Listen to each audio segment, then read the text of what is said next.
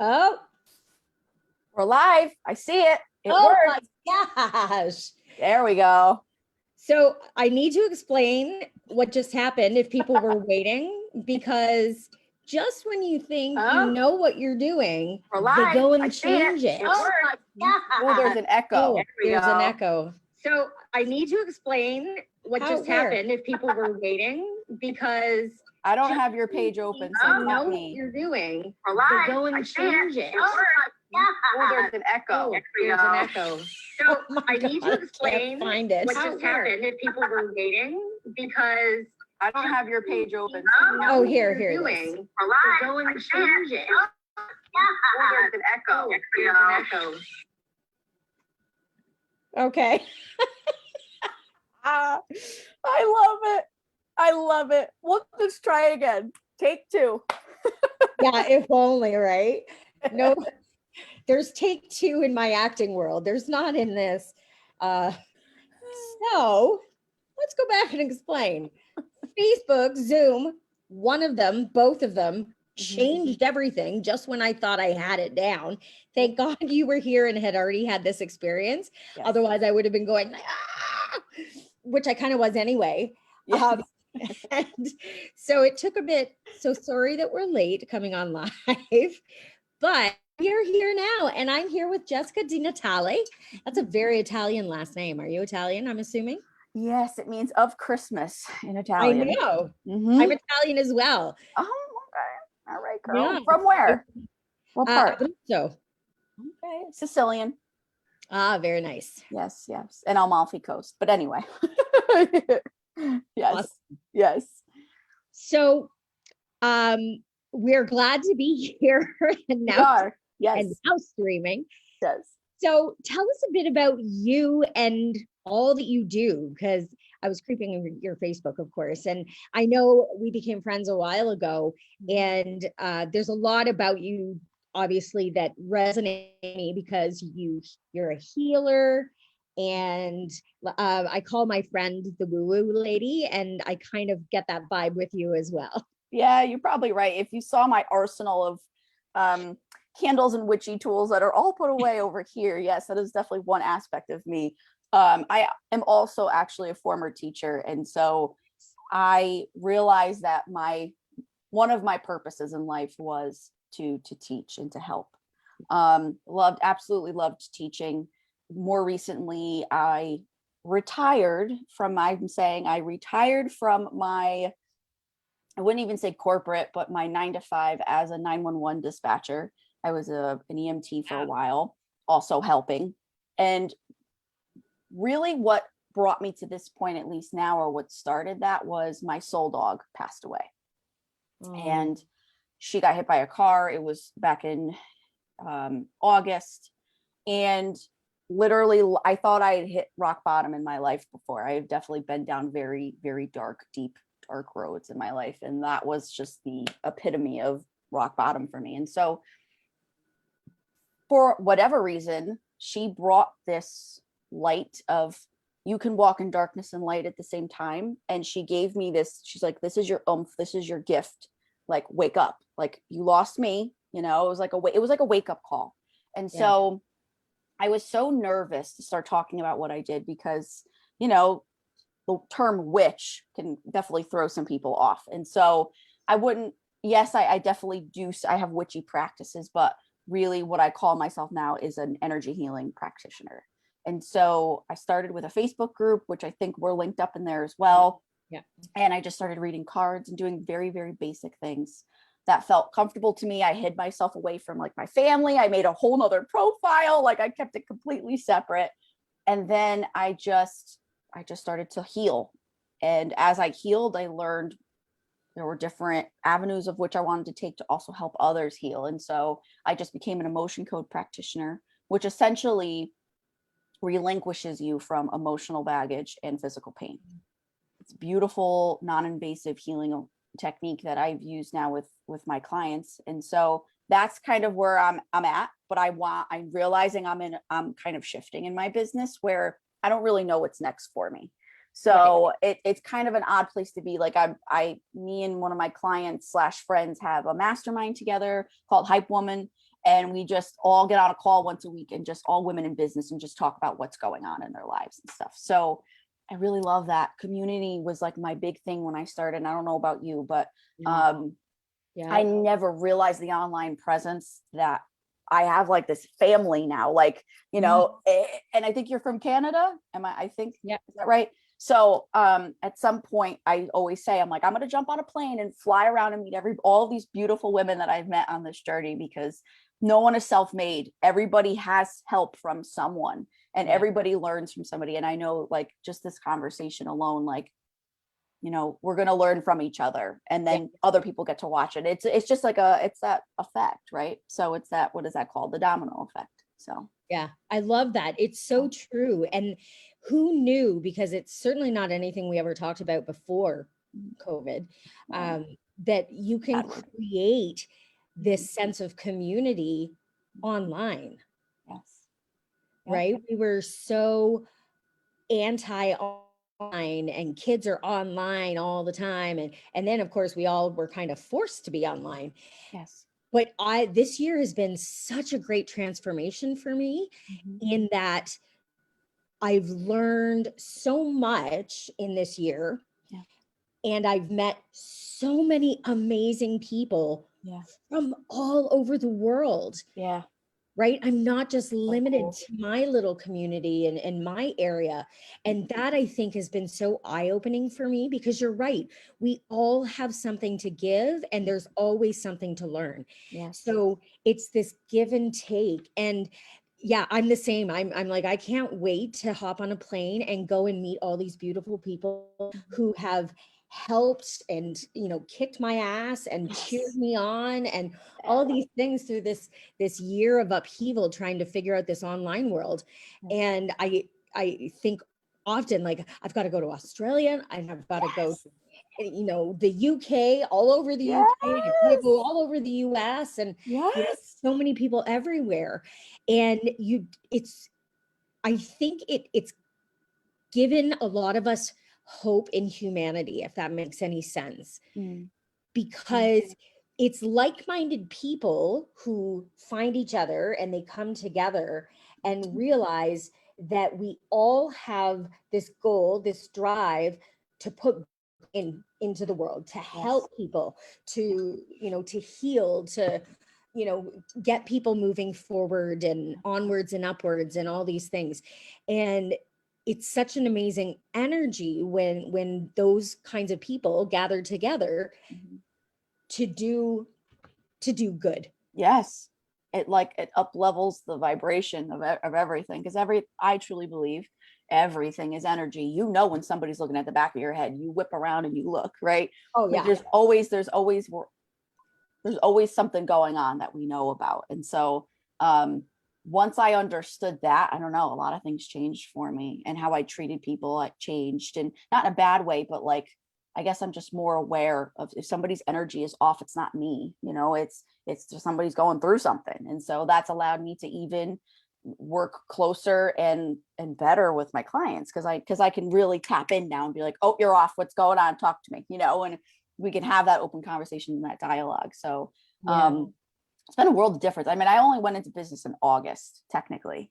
Oh, wow. I got my LLC in November, because at first I was just like, we're just going to have some fun. Let's just do because maybe this isn't, I had no intention really of leaving my job, but I knew it wasn't in alignment with who I was anymore. And so I was really struggling. And so I'm an EMT, so I worked on the road, and that environment, I'm good. Fast paced. I'm good with chaotic scenes and being able to hone in on what's important. Put me on the other end of the radio though, and it was like, you're listening to something happen here, you're typing it, you're talking to the cops, you're dispatching the fire department. It was so overwhelming, and it was so like, this is not what I want. This is not how I want to help people. It's not how I'm supposed to help people. So, but Halloween last year I retired. I'm never freaking going back. So you know, it's in business. I don't know about you, but especially maybe because I'm so new, I'm finding that, like, not that my momentum is running out, but you know, I'm in a month now where I'm like, okay, I don't have like last month I had a $5,000 month in a week, technically, in like 5 days. I was like, I dreamt about these days. I've been like talking to the universe for months about just making that in a month. I made it in a week. And now I'm like, okay, now what? You know, and we're always, I think we're programmed to like, if you're not go, you're not producing, then you're not hustling, you're not doing what you need to do, you can't make money. And so I'm like, I'm learning to be in like the state of rest and just like, okay, it's going to come. Like, I believe it's going to come. Yeah. And Yeah. the universe lined me up in this way to make the decisions and to do what I'm doing. So it's going to follow me through. I don't know its plan. You know, it knows, I don't. So yeah. I'm like, okay, like we're getting close here. So I love you, but can you kind of like help me out a little bit here? So I am in like this interesting transition, but realizing that I want to do more community-based work. Like I would love to do like a healing container or like a group program or something. That's something that I've been trying to work out in my brain, but I haven't had any like downloads of what that next looks like for me. So I don't know. Yeah. We'll see. Yeah. Sometimes you have to sit in that uncomfortable place and let those answers come to you. And that's the hardest thing, especially if you're like me and I'm a planner. Like, what do you mean? Just let it happen? No, I've got to work this out. And I've got like lists and notes and that's me. And this explains me to a T, and my mom knows this. On 40th birthday, my mom took me to Disney World, and it was the first time we had ever been there together. And it was sort of a pivotal trip. And it was a month after my brother died. So it was really needed for us as well. And we of course get to Disney World, we get to the resort, they give us, you know, the maps and the times of what's where and when. And my mom is you know, she hands it all to me. She goes, here, you decide, because she knew I would look at everything and say, okay, this is our week plan. We're going to be here at this time because of fireworks and parade and this and that. And I did. I had the whole week mapped out. My mom just sat back and she's like, because she knew that I would totally take that on. I'm type A that way. Because we didn't want to miss anything, and we wanted to make sure that we got into the restaurants, because you know the food at Disney is kind of ridiculous in so many great ways. And you know, so she handed it all to me and said, do your thing. So this, where you know, I'm always thinking, okay, what's next? What do I have to do? And having been a teacher for so long, you're always planning as a teacher. Always. So I've kind of had to relearn how to do things. And sometimes that means surrendering. And some of the best things come when I finally let it go. So true. Right. And I was a teacher in school, but I also ran my business for the 20 years side by side. I had it as a side gig, decided to leave the classroom and do my voice thing full time. And it was all one-on-one. Yeah, it's different. And I had never thought about group anything. So it's only been this year since going online and really thinking about it that I've been making that transition. And it can be hard to wrap your head around when you're used to working one-on-one with clients. How do you give it on a bigger scale, have the same effect and impact in a group setting? So I totally know where you're at.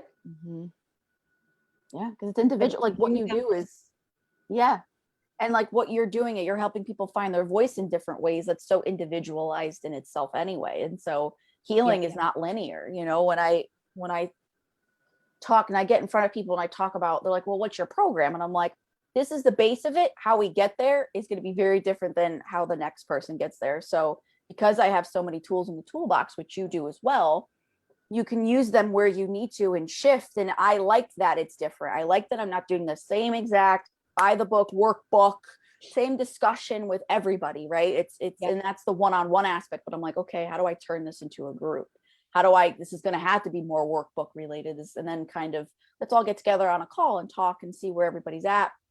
And not everybody wants that. And so it's just, like you said, it's learning to how do we shift to make this work. And so but I think it's just part of it's part of being in business, part of growing and expanding and doing new things. And so it's exciting, but it's definitely overwhelming. And so to your point, I had banked on a client to sign with me. I had done a lot of work with her previous, unpaid, just almost like a 2-hour long discovery call. But I didn't mind because we were vibing. It was great. The energy was good. And it went from here to here real quick.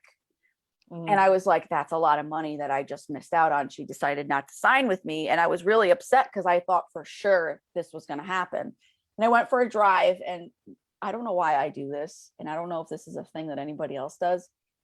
I picked the most expensive neighborhood in the area and I just drive through it. And I drove and I'm crying. I'm like, I'm gonna get there one day. I'm like, it's gonna be okay. And it's not about the house or having the most expensive house in the neighborhood, right? It's that energy of those people made it, and that's what I'm trying to do, right? And so I drove around and I come home the next day. I sign a client. 3 days later, I sign another one. That was my $5,000 week. My fiance goes, "You better start crying and driving around rich neighborhoods a lot more often." I'm like, I wish it worked that way, honey. I really do. Yeah.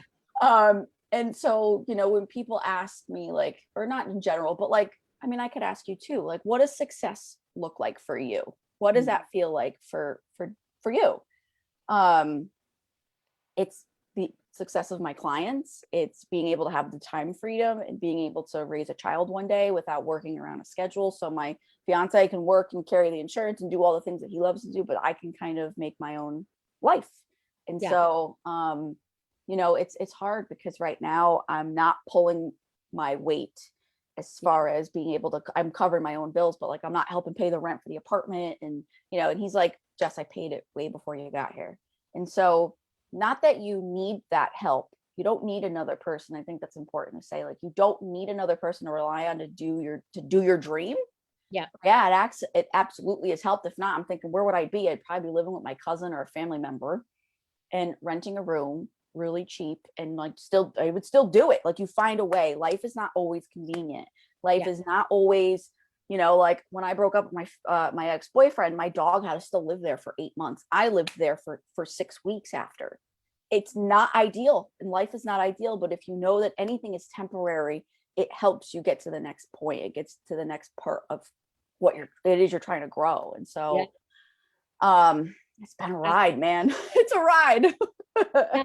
And you're right. Success is very different to every person. Right. I say this all the time to my clients throughout the years, because, I've worked with a lot of up and coming actors, and it's a discussion we have to have, because an actor may not become famous, like Brad Pitt famous, but does that make them any less successful?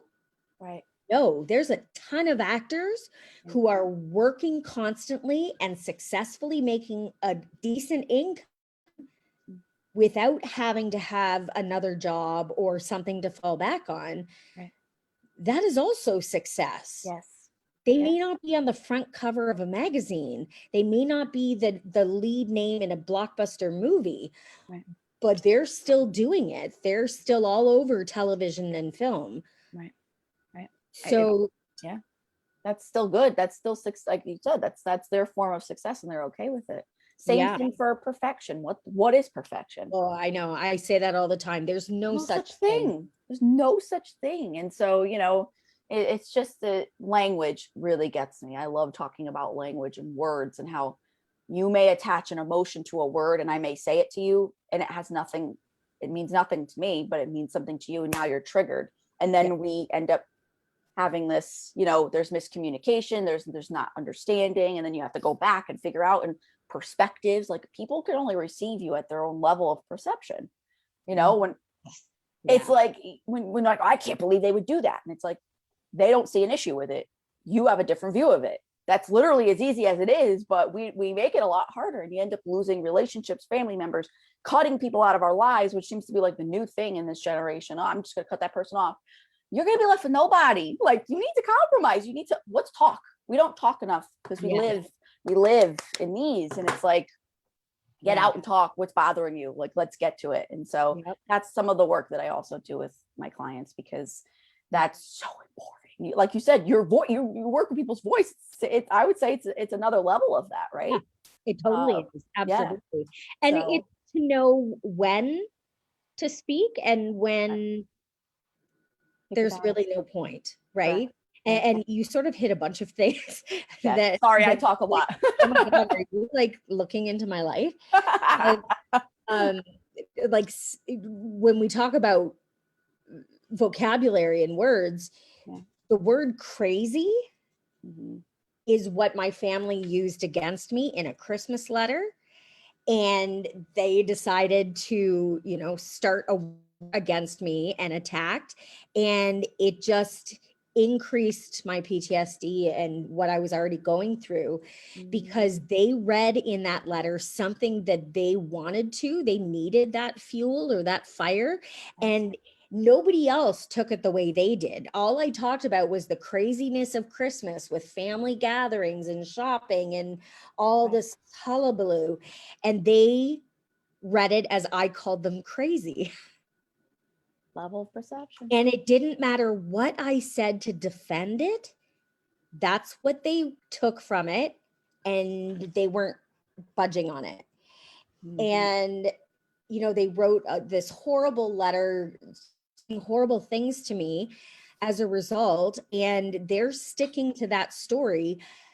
And that's fine. Like, I've come to a place where I'm like, oh, you know what? If that needs to be your story, that's your story. People who know me know otherwise. And, there were cousins who came to my defense who got the same letter and didn't see it as that. Right. And I realize now that they were operating at a different level of consciousness.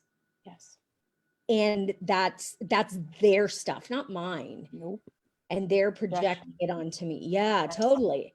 Yep. But it took many years for me to sort of digest it all and process it and come to a place of love and being able to love from a soul-based level. It just doesn't mean I want them in my life. And that's okay. There's nothing, everybody thinks that, they have to keep certain people around because they've been around forever. They're our blood, or, there's a million reasons why. And sometimes when you relinquish that and you let them go, you actually call in the people that are meant to be there and are not committed to misunderstanding you, who want to hear you out, who want to, you know what I mean? And just, and it's tough because society tells you that mom should be loving and caring and all the things. And dad is the, you know what I mean? And then when you don't get that, like, I'm just speaking from experience, when I was growing up, not getting what I needed from my parents made for a really hard relationship as I got older. And even to now, it took a lot of understanding of, like, sometimes people are going through some shit. And I realized after talking to my mom, after years of just it all kind of being bottled, was like, oh, I didn't realize that this is what was going on. But you got to understand it as a child. How am I supposed to understand that?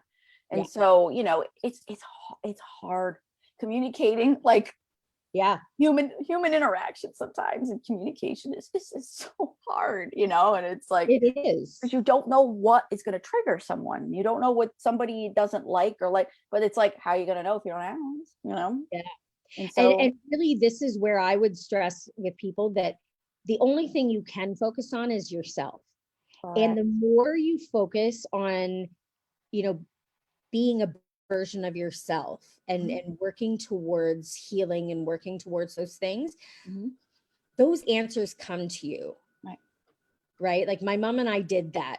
We stepped back from the family and we did our own healing. We needed to, she was dealing with a son who died. I was dealing with my brother who died, obviously. And we needed to take a step back from the toxicity of what our family kept creating to realize that there was a cycle happening from generation to generation to generation. And we finally recognized it and said, it stops here. Yes. Oh my God. Because we took that step back and we did the work we needed to on ourselves. And it helped my mom and I understand each other better. It helped us sort of heal past wounds and to be able to move forward, to be happy and to be, embracing life which is very different from where the rest of my family is at this point. And Like, they're still stuck in that, that ickiness, and they're still at that level. And now it makes me sad for them, right, because they can have that freedom, but they have to want it. They have to work towards it. Easy. Yeah. Right. It takes a lot of work. It takes a lot of work. And it's interesting that, not interesting, but it's almost so wonderful that your mom did this with you. She did this, because I know a lot of people, their parents, they've hurt them. They know that they're, and they just don't do the work, and it's so one-sided. And so it's like being able to, that's really hard. I just know I have clients that has happened to, and it's like, you have to almost forgive. Like what I do in this situation, at least with other people, is like, you almost have to call in their highest and best self and talk to that version of them and say, I know I'm never going to be able to have this conversation with you in person. You're not going to receive me, or maybe you're not in a place where you're able to receive me, but I need to get all this stuff off my chest. And that's a form of like play therapy, if you're talking about counseling and stuff like that too. Like, you can have these conversations and relinquish yourself from this hold and this unhealed crap that you've been holding and walking around with all of these years. And so what I do in emotion code is similar in the fact where you can be holding on to emotions in your physical body, and all of your bodies, actually, because we have multiple, that aren't even yours. They've just been genetically passed on. And what's beautiful is, like you said, it ended with you, which means anyone coming forward after doesn't have to, it's not going to be a part of them. It's not going to consume them. It's not going to affect them. Yeah. And it's incredibly beautiful, and even more incredibly difficult work to do, because I'm in the middle of my own journey as well. I've been to therapy for years. I did EMDR to deal with PTSD as well. And so it hit a certain body and healed it, but then it moved it to another one. And then I realized a lot of my chronic pain that I was having since I was in high school was all unhealed trauma. And since being able to heal that, it is lifted from my physical body. I haven't had pain in 2 weeks, which for me, since high school, is almost 30 years ago, excuse me, is almost now 11, 12 years ago. I haven't had pain in 2 weeks just from doing the work that I've been doing. And so it's hard. It's so hard, but it's so necessary. We cannot walk around as human beings unhealed, hurting each other, though. We can't. You have to take responsibility at some point. Yeah. And so it's been hard, but I'm like, okay, ending with me. I'm not passing this to my future child. I'm not doing it. I won't. Nice. Yeah. I won't. So, and these are the things we learn, funny enough, in, developing our business, because you kind of got to get your shit together, and you have to have your ducks in a row. Yes. And unfortunately, I mean, there's a lot of successful people who don't, right.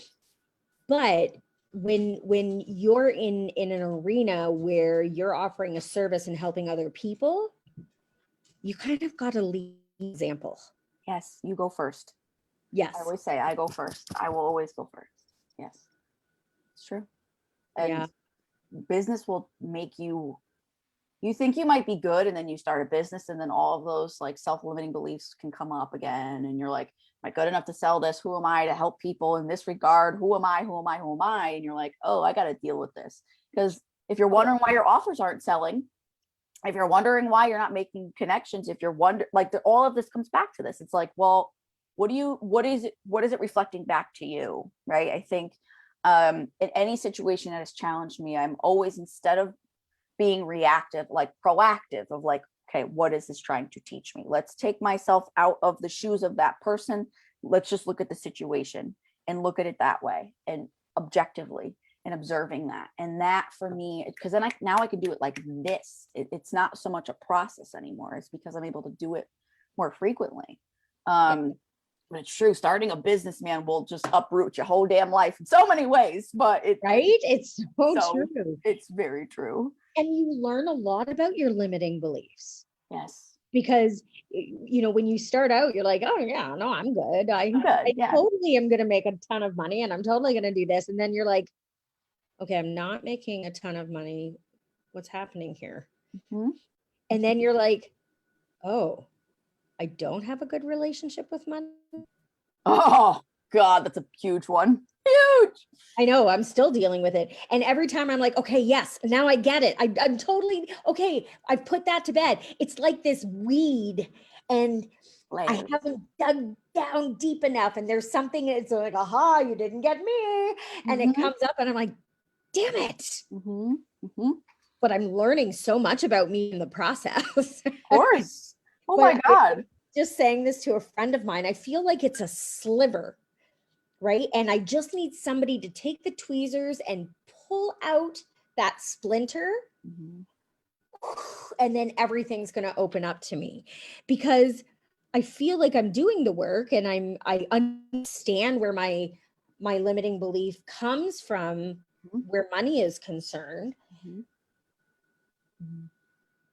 But there's it, like I can see it. I just can't get out. Like the window is blocking me. I can't figure out how to open the window, or whatever the case may be. And it's infuriating, but I keep saying, okay, so there's obviously something that I missing. I haven't learned yet. And I sit there in frustration. I have a theory. And what I'm thinking is, like, remember I was talking about our different bodies, right? So how I look at us as beings, I describe us as a tree. You can do the affirmations and the therapy and the meditations, and that will touch like your leaves, your branches, and maybe some of your trunk. The work that I do goes right to the root. So once you heal your root, it comes back up, you bloom, and it's beautiful. I would love to offer you an emotion code session, completely pro bono, to see if we can get to the bottom, literally the bottom of whatever this is. Because I bet you we can find it. I bet you it's tied up in something that I have a feeling it actually doesn't have anything to do with you, and something that was inherited. So we could totally explore that. And that's something we could talk about another separate time. But what I've realized is a lot of people do the healing. They're like, you work it through your mental, you work it through, but sometimes it's just trapped in another body, and you just got to get it out. And once it's released, it's gone. Because I had somebody ask me once, like in the work that I do, they're like, so you remove the emotion, that's cool, where does it go? And I was like, oh, excuse my language, but oh fuck, I'm like, what do you mean, where does it go? Like in my head I'm going, and it happened to be a practitioner I work with, so it wasn't like a client, thank God. And I was like, I don't know. I'm like, that's a great question. They're like, it moves to another body. It doesn't fully remove unless it's been healed in all the other bodies, your mental, emotional, your physical, and your spiritual. It don't matter if you removed it, but you moved it to another one, which is what I'm going through. It's not in my physical anymore. Now it's in my mental, all of my emotional pain. And so I have a feeling, because you're like, it's like that one little, like the root, which is exactly what it is. It's stuck in your root. You got to pluck it and it'll bloom again, but it'll bloom the way it's supposed to. So my theory, that's my theory, my long-winded, yes, that's my long-winded answer, but I would love to just do a session with you, because I bet you we can find that. I would little root. Thank you, universe. See, it's funny how it works. Thinking about it all week, trying to figure out what is it that is holding me back when I can feel it. I know it's about to erupt. I know things are about to happen. I know it's because it's frustrating. You're like, I know I can do this. I don't know why it's not working. Like, what am I doing wrong? And it's like, you're actually not doing anything wrong. You're doing everything exactly the way you're supposed to, and lining yourself up beautifully. So when you do remove the weed, it can blossom and bloom, and it doesn't need to go, and it doesn't need to make any more stops. It's already healed on all the other layers. And so I find that clients will come to me. They're like, I did all this work, but there's still something underlying. And I love that I'm the person that just picks the root and pulls it out. And they're like, oh my God, like light bulb moments, like, oh, this is great. I didn't realize that this is what it was. Who would have thought that Uncle Joe from 12 years ago would have fucked me up in some way or shape or form? You know what I mean? Like, you have no idea what your lineage with money is around. You don't know if you were burned at a stake. Maybe you were a witch. Maybe you had your money taken from you. Maybe we don't really know, right? Until we actually get in there and we're like, okay, and it could actually even be, and this is completely incredible to me, you could have trapped emotions from past lives. Because if you think about it, it's essentially your soul. What's that? I've wondered that. Yes, you absolutely can. If you were burned at the stake, which I did a past life session, and I was burned at the stake. I saw myself literally being raped, killed, children were taken, money was raided from my home. And ever since I had that understanding of like, that's why I'm here this time. I'm here to finish what I never got to complete. And so I truly believe our souls, when we pass on, they're evaluated. Whatever we didn't learn, we're going to learn the next time. And if we didn't, we're just going to keep going until we learn. And I had this realization a couple weeks ago. I'm like, I know why I'm here. It's forgiveness. I've had a lot of things happen to me that I should never be forgiving people for, but I've chose to, from peace in my heart and my soul contract. And ever since I did that, the shift is like incredible. But the universe will test you. It'll say, are you sure you're good? You sure? Because I'm going to throw you something else to make sure you're actually healed. Because if not, we're going to do it all over again. And, you know, it's a funny thing. But yes, you can absolutely have emotions trapped from past lives, from other ancestors. And what's incredible is that when I remove an emotion from even 5 generations back, all of those people show up for that removal. And it's quick. It's like I'm in an arena. They're all sitting in the bleachers. They're looking at me. I clear the emotion and that's it. They're gone. And now they're healed. So not only are you healing yourself, but you're healing the generations past that also have the same trapped emotion as you. It's like beautiful, mind-blowing work. It's just incredible. And so now I'm excited. I'm like, I can't wait to get in there and see what's going on. I'm like, I love it. Deep and dark, scary. I don't care. Let me go. Let me run wild. I'm ready. I'm so ready. If I could pluck it out myself, I would. Sometimes we get in our own way. You know, it's that pesky ego. It's not always bad. People think the ego is bad. It's not. It's necessary. But, you know, sometimes it's just that protection. You know what I mean? Of like, no, you're good. You don't need, no, it's fine. Stay small. It's safe. You know, it's all of those things. And so, yeah, it could be a pain in the ass for sure. Yeah, I've learned a lot actually from my past lives. Mm-hmm. And I mean, it sounds funny and you've got to sort of, you know, some people are like, you have. Mm-hmm. Okay. Yeah. Levels of perception. Different levels of perception. The first time I had a past life regression was actually in a workshop I was at for the day. And all these people, like we were all in a room and there was somebody guiding us through it and nothing was happening. Nothing was happening. And I was kind of looking around saying everybody seemed in their zone. And I'm like, okay, well, I just accepting that it wasn't going to happen for me that day. And like, yeah, I was sucked into this world and I kind of looked around. There was all this tropical foliage and there was sea air. I could smell the ocean. And I was a little girl in like a yellow gingham dress. And I turned around and I was in a slave market. And there was a man in shackles on this sort of round pedestal being auctioned off. And it was such a moment for me. Wow.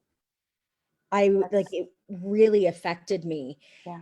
And I was a young little white girl in this market watching this happen. And just, I remember the feeling I had as that little girl was disgust that here was this man shackled in chains and they were auctioning him off like the cattle in the market. Is like just disgusted me. And I read a book, I just finished it last week for a book club called The Wings of Invention. And it's about the time of slavery, about these 2 sisters who kind of became very vocal about being against slavery in the early 1800s.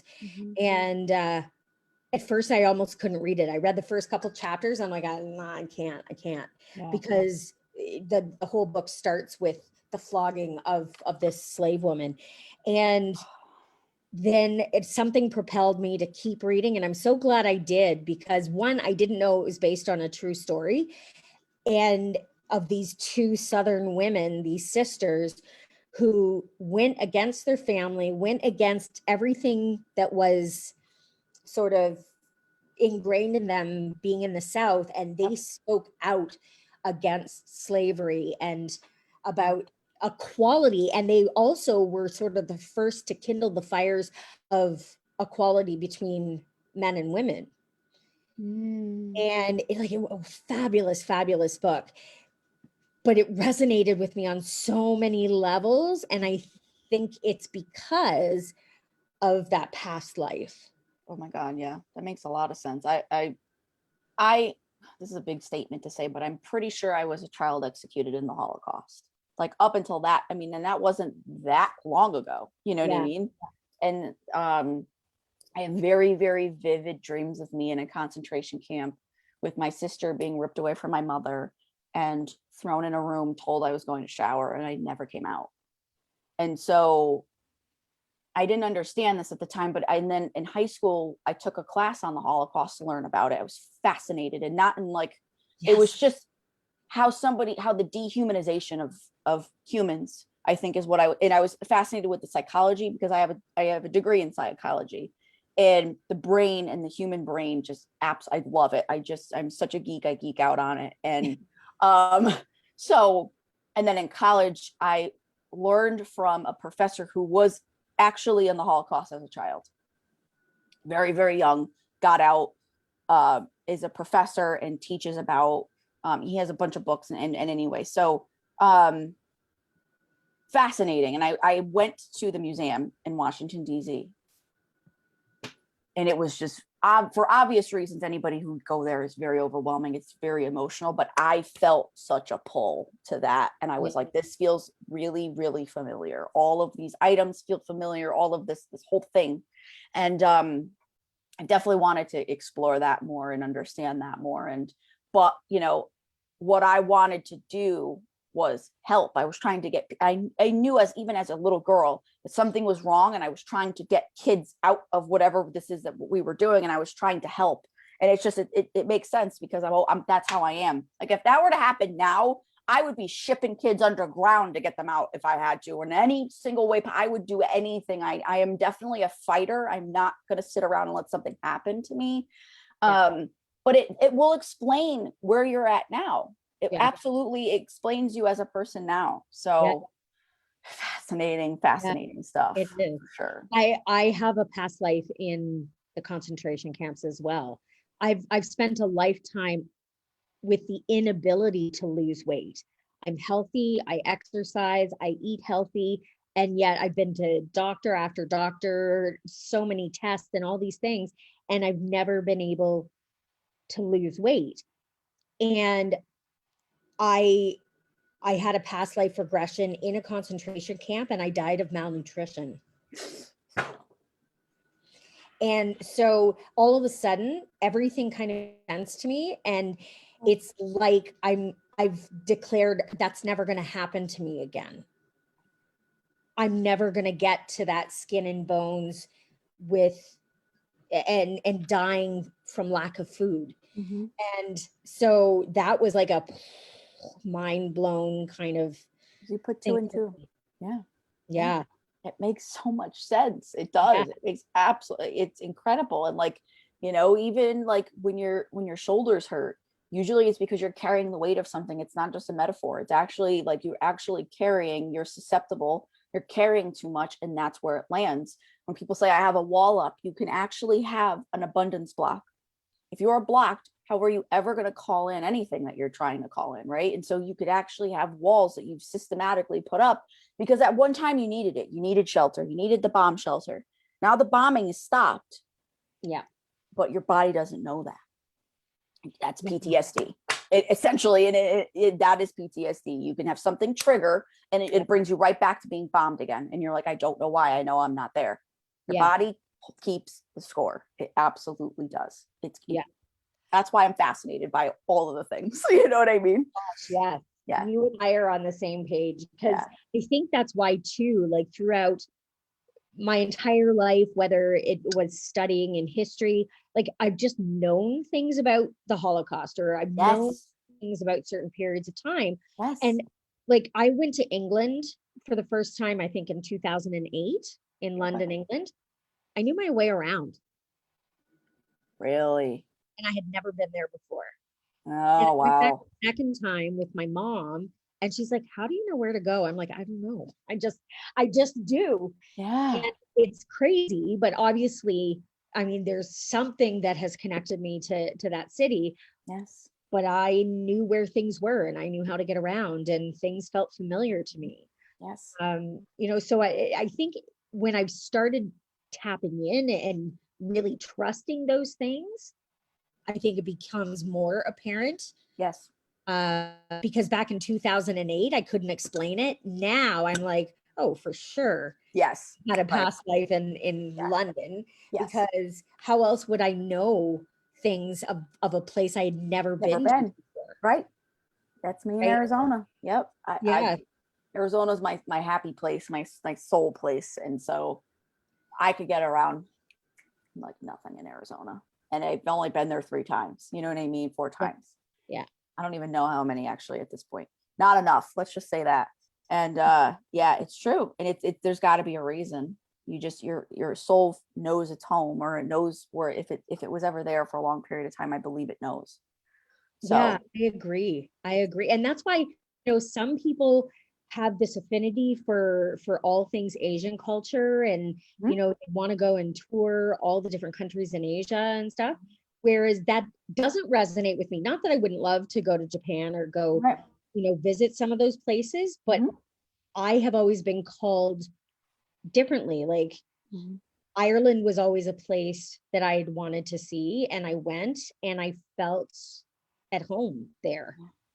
Yes. I could live there. I know that I could. Yeah. And, so we all resonate differently. And so you have to think, why do we have these different interests? Why is it that, you have an affinity for one thing as another, where somebody else is all about the other?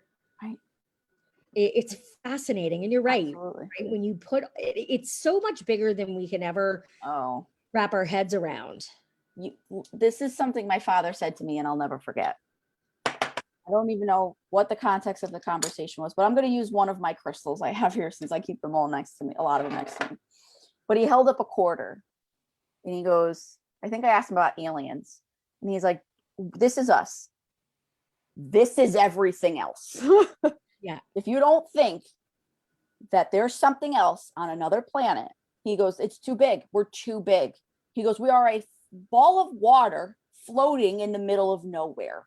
And I remember this conversation like clear as day, like being 7 years old. And, that always stuck with me, because it's like, and I know people have similar stories. I know there's so many stories about that, the same concept, but like, I was like, and ever since then, it's been fascinating. But I've been getting messages and seeing things since I was in the crib, like under 1. So like I've known there's so much more out there than we even could, you know what I mean? We can't even compromise. And so, it's just, we're too small. I jumped out of an airplane a couple of years ago, my brother for his 21st birthday. And I remember just after blacking out a couple times and coming to and floating with the parachute, I was looking around, and I'm in Connecticut, and I was just looking around. You can see like where another state started. He was telling me about it, whatever. And I'm like, and I literally said out loud, I'm like, we're nothing. Like, we were literally nothing. Like, what? Like, I had like this existential crisis, 5,000 feet up in the air. Like, oh my God, we're literally nothing. Like nothing. And that could go one of 2 ways. You can go real suicidal, real downhill, real fast, or you could be like, that is fascinating. And then, so that's kind of what happened to me. I've had these moments of like, oh my God, like I could jump out of an airplane at 13,000 feet, look around, see my surroundings, and like, it was like complete awe. You know what I mean? It's like, we are so small. The world is so big. And that's why I'm like, I got to get out of Connecticut. I got to travel. I can't wait to go do all of the things again. But kind of circling back to community and how we started, like, so looking forward to meet those people in person, but so happy I had them when all of this happened, when all of when the whole world shut down, Yep. So it's just, I could talk about this shit all day, girl. I know. I was like, I could think the same. This is sparking, like, I think future conversations for you and I, for sure. I agree. There's a reason we connect. I'm like, yes, I Yes. so resonate with that. Yes, for sure. For sure. And I'm like, oh my God, it's already 12:55. I know. Where did the time go? Like, what happened? I know, right? But it's so amazing. And you're right. We have to, like, we're really arrogant to think that we are the only planet with life on it. No, there's no way. Come on. No. You know, I remember I watched a documentary James Cameron did, because he's a big science guru guy too. Okay. Like that's been a big obsession with his.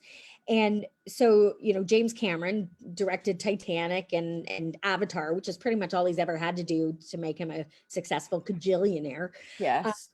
So he did this documentary where his hypothesis was exploring the deep depths of the ocean where we've never been able to explore before, until he created that sort of submersive thing for Titanic to be able to film in the movie. And they took it down there to see what the sea life was like. So there was some never before caught on video that these sea creatures, and his hypothesis was that those sea creatures are actually alien forms from meteors that hit the earth back, Wow. that wiped out the dinosaurs. And yeah, you're like, you kind of go, well, it's certainly possible. Like, yes, nothing you could say to me would ever be like, oh, I think you're weird. No, none of it. I'm not surprised by anything anymore. I fucking heck yeah. So excuse my language, but I would not be surprised if that was the case. Like, right. And then you see the creatures down there and you're like, oh hell yeah. Like that is so, these are not of Earth. Yeah. And you're like, how has somebody not gone further with that? Because I kind of think he was onto something. But yeah, it's just naive of us to think that there's not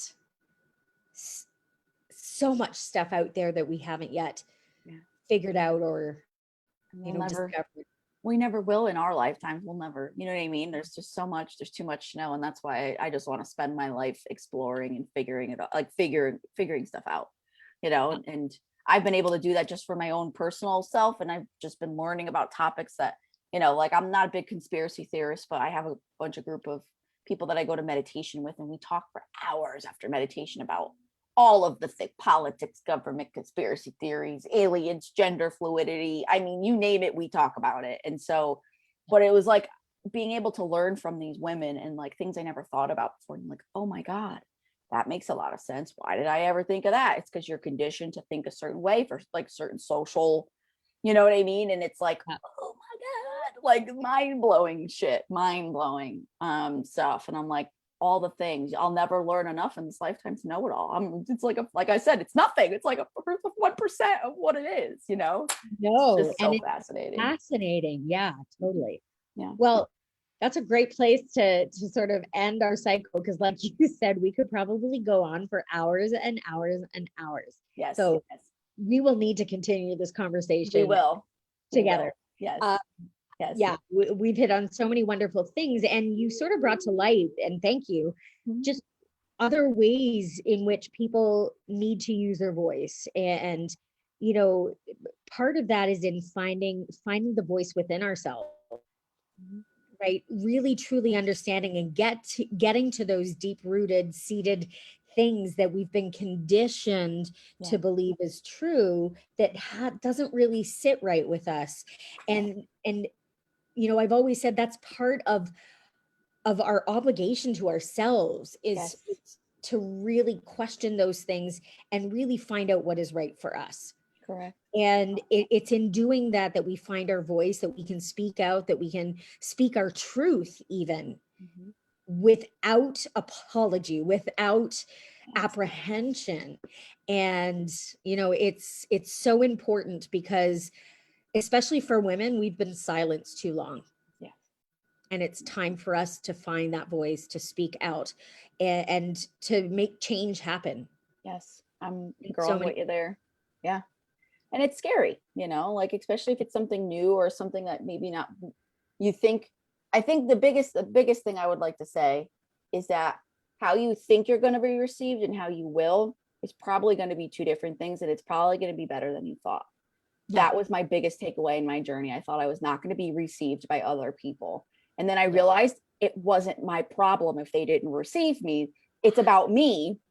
And whoever's going to come on the journey will. And if it's even if it's your parents, it's like maybe there's certain conversations with certain people that you know you're going to have to spend more time with and be more tentative and really explain.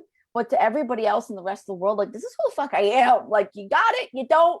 There's the door, take it or not. If you're with me, cool, let's go for the ride. But like, it took me a really long time to be able to say those words and really mean it with conviction. It's like, this is me. This is who I am now. And, or I've always been, and I've just been scared, you know, and it's like, I'm not scared no more. I'm not scared. So it's about important. not playing small. And I say that a lot to my clients too. What people think of you is not any of your business. Like, it doesn't matter.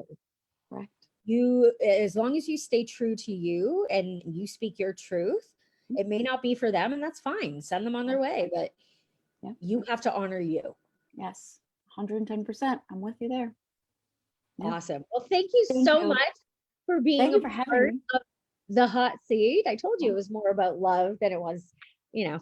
I was nervous, y'all. Just so you know, I'm like, the hot seat. Am I gonna get like questions thrown at me, and I'm gonna have to? I'm like, I don't know how this is gonna go. So no, this was awesome. I love doing this kind of stuff. This lights me up for sure. So thank you for being asking me. Thank you. Yeah. Yes. Oh no, I'm so glad. Like I said, it's such a great way for me to get to know group members and you know, for other group members to get to know each other too, right? Just in watching these videos or listening, and you know, because we're all out there to help, and if we can get people to the people that help them do that, then that's our purpose. It's about like connection. Yes. Like in my group, just really quick, I also have a group as well, and I do feature Fridays. I do threads on Tuesdays. Like, it may not be me you connect with, but you may connect with the next practitioner. And like, that's what's important to me. It's not about me making $1 from you. It's about who's going to be the best person to help support you on your journey. There's over 600 people in there. There's someone in there for you. I promise. Even if it's not me, there's somebody in there for you. So This was awesome. Thank you so much for having me. Thank you. We'll talk soon. Yes, for sure. Okay. Okay. Bye. Bye.